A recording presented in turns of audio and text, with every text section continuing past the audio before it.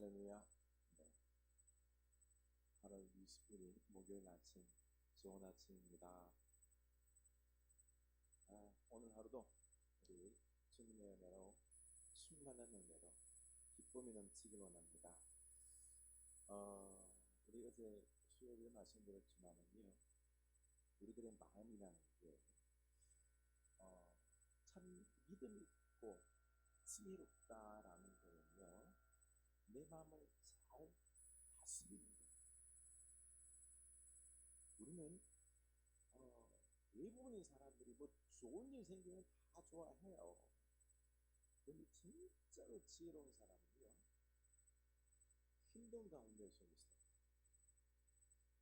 그때도 여유롭게, 막 상황에 짓눌리지 아니하고 여유롭게, 지혜롭게, 막 분노하며 감정에 휩쓸려서 다른 판단을 못하고 막 다른 사람들에게 책임 전가하고 막 싸우려고 그러고 너 때문에 그렇다 그러면서 어떤 해결의 실마리를 찾으려고 하는 것이 아니라 그냥 뭐 이거 막 뭔가를 어떻게 해보지도 못하고 그냥 감정에 눌려서 소리만 꽉 쓰더니 참 안타까운 부분들 많죠, 그렇죠? 이게 바로 지혜가 있고 없고 능력이 있고 없고 믿음이 있고 없고 차이인 것입니다. 그리고 우리가 매일 삶 속에서 우리 마음을 다스림으로 주님과 어떤 교제 속에서 날마다 평강과 기쁨으로 살아간다. 그리고 또한 의미 있는 일들을 우리가 이루어가며 산다. 이게 능력이 있는 겁니다. 복이 있는 겁니다. 그래서 아침마다 우리가 우리 마음을 안정시키고요, 감정이 내 삶을, 내 머리를 갖다가 휘젓지 못하도록 우리가 하나님과의 깊은 교제로 나아가서 말씀이 나를 주장할 수 있도록 해야 되는 것입니다. 아멘. 그래서 오늘도 이 아침에 좀 시간을 갖다가 여유롭게 가지시고요, 예수 기도, 호흡에 맞춰서 예수 기도를 꼭 하시기 바랍니다. 네, 숨을 들이마십니다. 내쉽니다. 들이마십니다. 내쉽니다. 우리 주 예수 그리스도시여, 나를 불쌍히 여기소서. 우리 주 예수 그리스도시여, 나를 불쌍히 여기소서. 우리 주 예수 그리스도시여, 나를 불쌍히 여기소서. 아멘. 아멘.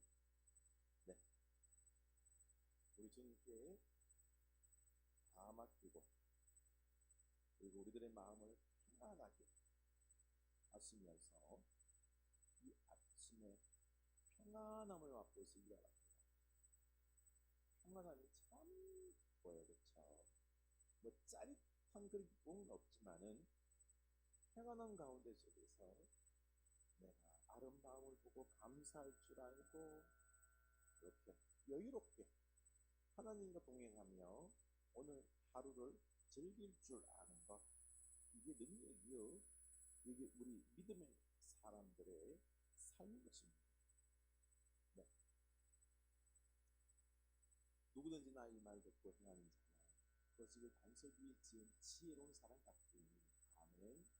우리 인생 집을 예수 반석 위에, 말씀의 반석 위에 세울 수 있길 축원합니다. 예수님이 말씀의 반석 위에 세운 사람은요, 두렵지 않아요. 하루하루가 즐거움의, 평강의 연속입니다. 네. 오늘 말씀은요, 스가랴 14장입니다. 스가랴 14장 1절에서 11절.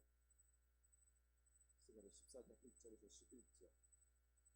여호와의 날이 이르리라. 그날에 내 재물이 약탈되어 내 가운데에서 나누이리라.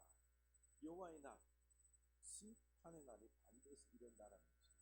여러분, 하나님은 반드시 그 심판의 날, 종말의 때 심판과 구원을 반드시 행하십니다. 행하십니다.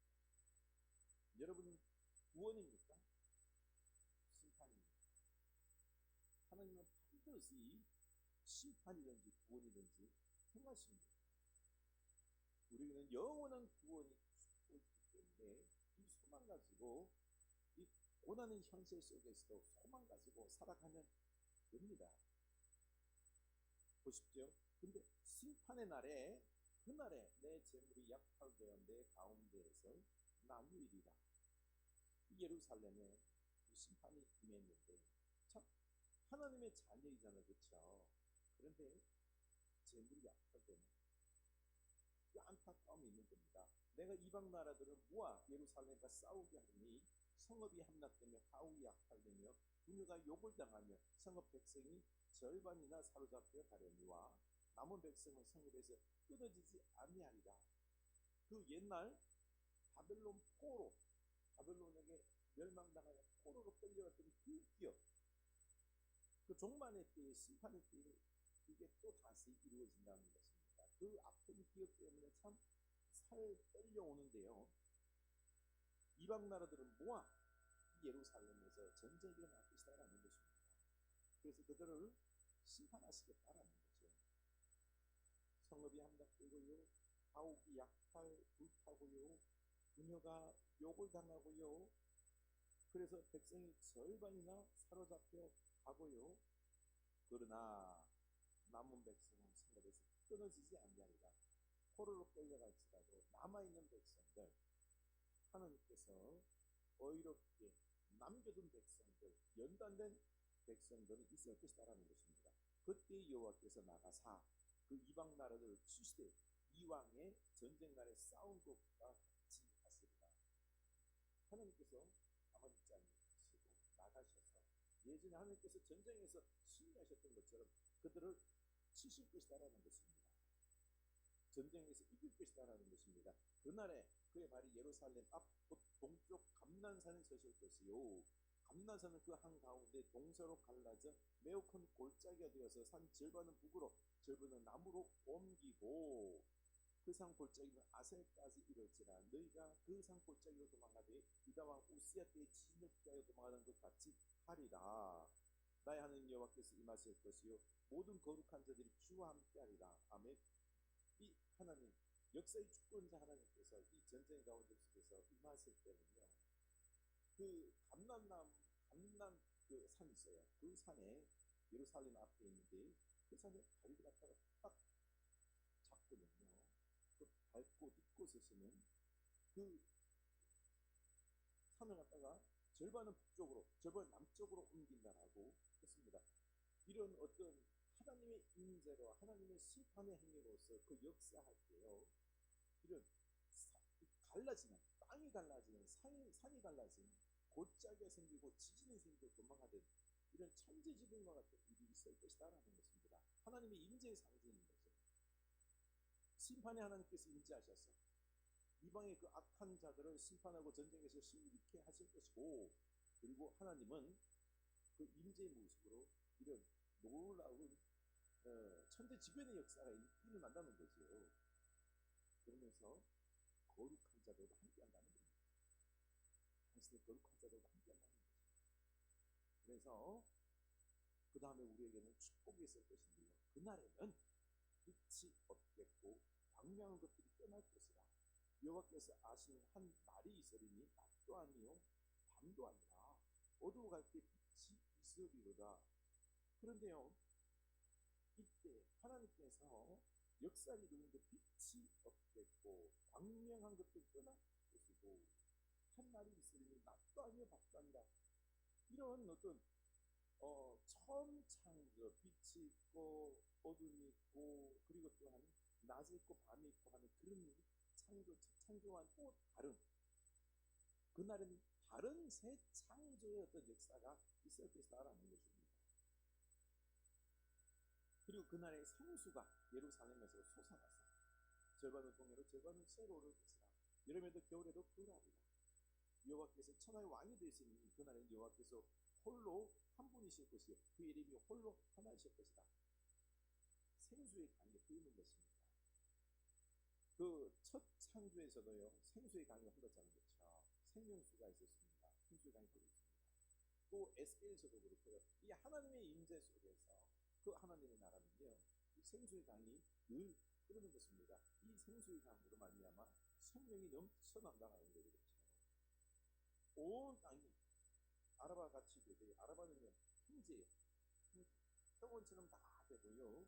하나님이 그곳에서 홀로 영광 받을 것인데, 개바에서 예루살렘 남쪽 림몬까지 이를 것이며, 예루살렘이 높이 들려 그 본체에 있으리니 베냐민 문에서부터 천문 자리와 성 모퉁이 문까지, 또 하나님의 망대에서부터 왕의 포도를 짜는 곳까지라. 예루살렘은 우뚝 설 것이고요. 다른 곳들은 다 어떻게 해요? 평원처럼 될 것이다 라는 것입니다. 하나님이 우뚝 높은 곳에서 영광 받을 거다라는 것이에요. 그리고 온 땅이 평평하게 될 것이다 라고 하는 그런 어떤 하나님의 새로운 창조의 역사들이 일어날 것이다. 사람이 그 가운데 살며 다시는 저주가 있지 않냐니 예루살렘이 평안히 서리로다. 아멘. 사람들이 그 가운데 사는데요 다시는 이제 저주가 없습니다. 악이 없는 거예요. 그리고는요 예루살렘이 평안히 사는데 그곳에서 하나님과 함께 영광을 누릴 것이다. 오직 하나님께만 영광을 올릴 것이다 라는 것입니다. 여러분, 하나님이 결국에는요 승리하시고 우리에게 축복을, 영광을 허락하신다라는 것입니다. 그러니 우리에게 그 가운데 그 과정 속에서 어려움도 있는 것이요, 아픔도 있는 것입니다. 고통도 있는 것입니다. 그러나 그걸 통하여 우리가 연단되고 결국에는요 우리가 승리하게 될 것이고 영원한 은혜의 축복이 우리에게 넘쳐날 것이다라는 것입니다. 그러니 이 소망을 가지고 살아갈 수 있는 여러분들의 수 있기를 축원합니다. 어제 사실 저희 집에 큰 문제가 생겼습니다. 그 아들이 이제 뭐 고등학생이 되는데요. 지금 중3이잖아요, 그렇죠? 근데 특목고를 가고 싶어 했어요. 근데 그 특목고를 요즘에는 그 원서를 접수하는데 직접 접수하는 게 아니고 대행하는 대행 사이트가 있어요. 그 대행 사이트가 지가 하더라고요. 그런데 하고 나서 나중에 이제 딱 출력을 했는데 잘못한 거예요. 전형을 잘못 포기한 거예요. 그리고 알아봤더니요 한 번 잘못한 거는요 수정이 안 된대요. 그리고 나서 애가 맞은 거 싹하게 질리더니요 그냥 막 냉장고 잡고 막 기둥을 잡고, 내가 3년 동안 준비했는데 이거 한 번 실수를 내 인생이 여기서 이렇게 다 망가지고 막 애가 막 그냥 자지러지면서 막 울면서 너무너무 막 힘들어하는 거예요. 어이야, 참. 그거 보니까 저도 야 괜찮어. 이게 무슨 길이 있겠지. 바꿀 수 있을 거야. 그렇게 한 번 실수한다라고 해서 이게 뭐 그렇게 안 되는 거 아니야. 아마 길이 있을 거야. 걱정하지 말아요. 반대로 애가 그냥 새파랗게 있어가지고 내가 꼭 그 고등학교 가고 싶었는데 못 가면 돼. 하면서 막 그냥 후보하는 거고. 그러면서요 저도 마음이 너무 아프더라고요. 그래서 어떻게 됐을까요? 오늘 아침에 학교에 전화를 드렸죠. 그 전화해서 내 차에서 우리 아이가 실수를 했습니다. 그랬더니 바꿔주더라고요. 전형을 이제 다른 우리가 가려고 했던 그 전형으로 바꿔줘서 이제 입학 원서를 접수할 수 있게 되었어요. 그랬더니 애가 막 그냥 좋아하는 거 있죠. 그런 겁니다. 그거 보면서 그래요. 이게 우리가 마지막 날 심판 때 그때는 돌이킬 수가 없어요. 막 통곡하는 그 모습 보면서 그때는 이 통곡보다는요 수천 배의 통곡이 있을 거예요. 우리는요 하나님 안에서 구원받은 자로서 우리가 믿음의 삶을 살아가야 되는 것입니다. 그런 통곡이 있어서는 안 되는 거예요. 그리고 우리 하나님이 낯설으십니다. 우리 하나님께 맡기고 살아갈 수 있기를 원합니다. 보십시오. 하나님이 길을 내세요. 그런 부분들에서 내 생각에, 내 짧은 생각에 막 안 되면 어떡할까라고 하는 불안 속에서 내가 나를 돌보는 거지. 고통스럽게 사는 거예요. 인생을 그렇게 살지 맙시다. 하나님의 손안이 다 있어요. 때로는 우리가 잘 풀릴 때도 있지만요, 고난당할 때도 있고요, 실패할 때도 있고, 다 이럴 때도 있습니다. 참 하늘이 무너지는 것 같은 그런 경험도 있는 거예요. 그러나 하나님이 우리 인생 붙잡고 갔습니다. 그리고 결국에는 승리하게 하십니다. 그래서 우리는 이 하나님 안에서 믿음 가지고서 우리는 평안을 누리며, 그리고 긍정적으로 오전하면서 하나님과 함께 살아가는 복된 인생이 되어야 되겠죠. 아멘. 네. 우리 살아계신 하나님과 함께 늘 보유한 가운데 그분이 내 안에 계시며 나와 함께 하시며 내게 주신 말씀을 들으며 그 말씀 붙잡고 오늘 하루를 힘있게 살아가는 겁니다. 우리는 반드시 승리할 수 있습니다. 믿습니다. 아멘.